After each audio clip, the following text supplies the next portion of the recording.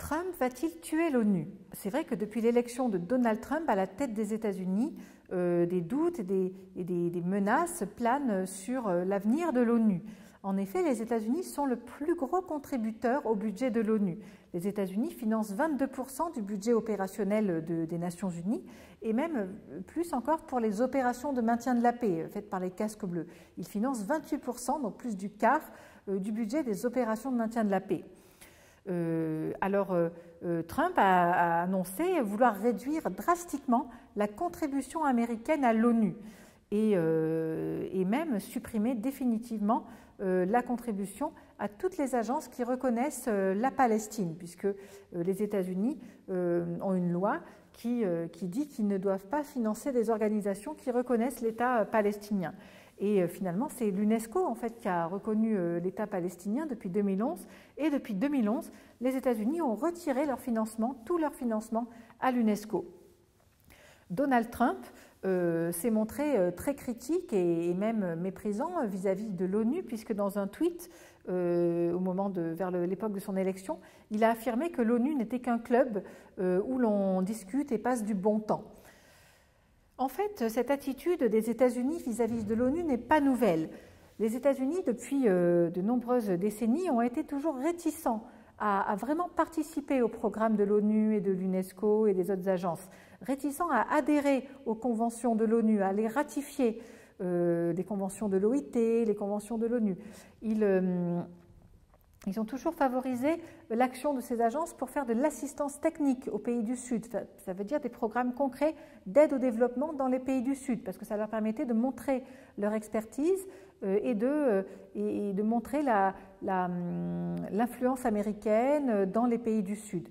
Mais ils étaient réticents face aux conventions. Par exemple, les États-Unis n'ont pas ratifié la Convention internationale des droits de l'enfant de l'ONU de 1989, ni le protocole de Kyoto sur la réduction des gaz à effet de serre de 1997, ce qui a fait échouer ce programme, ni la Convention de l'UNESCO sur la diversité culturelle de 2005.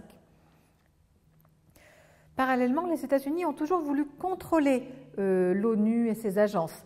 La CIA contrôle les recrutements à l'ONU et dans les agences onusiennes, comme l'a révélé le sociologue suisse Jean Ziegler. Et les États-Unis ont souvent enfreint les règles et les décisions de l'ONU, comme par exemple en 2003, quand les États-Unis ont décidé d'envahir l'Irak sans l'aval de l'ONU. Et l'idée de retrait de financement des États-Unis aux agences onusiennes, ça aussi ce n'est pas nouveau, puisque déjà en 1984, les États-Unis s'étaient retirés de l'UNESCO pour protester contre son tournant, disait-il, tiers-mondiste et son inefficacité. Ils sont revenus dans l'UNESCO en 2002-2003, mais comme je disais, depuis 2011, ne payent plus leur contribution budgétaire.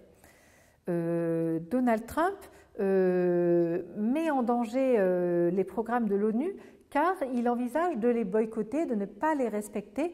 Par exemple, il a affirmé avoir peut-être l'intention d'annuler l'engagement des États-Unis dans l'accord de la COP21, adopté en 2015 pour lutter contre le réchauffement climatique. Ainsi, l'élection de Donald Trump ouvre une période incertaine pour l'ONU. L'ONU est en crise, à la fois pour des raisons externes, l'attitude des États-Unis, mais aussi de la Russie qui a mis son veto plusieurs fois en 2016 à des résolutions onusiennes, et aussi des causes internes, c'est-à-dire un problème de fonctionnement, un problème de recrutement opaque et parfois clientéliste. Cependant, il y a aujourd'hui une volonté de refondation au sein des Nations Unies qui est favorisée par l'arrivée d'un nouveau secrétaire général, le Portugais António Guterres, et qui a pris ses fonctions au début de l'année 2017. Et il faut espérer que l'ONU va se ressaisir et pouvoir s'affirmer comme une instance incontournable et active, efficace dans le monde. Pour cela, il faudrait aussi que l'ONU soit plus connue, l'ONU et ses agences, car il y a un problème d'image, un problème de popularité. Souvent, les habitants des différents pays du monde ne sont pas assez au courant de tout ce que fait l'ONU. L'ONU, ce n'est pas seulement les casques bleus, c'est toute une palette d'actions, l'éducation, la surveillance des conditions de travail, la santé avec l'OMS, l'agriculture avec la FAO, réaffirmer et être pleinement efficace. Je vous remercie.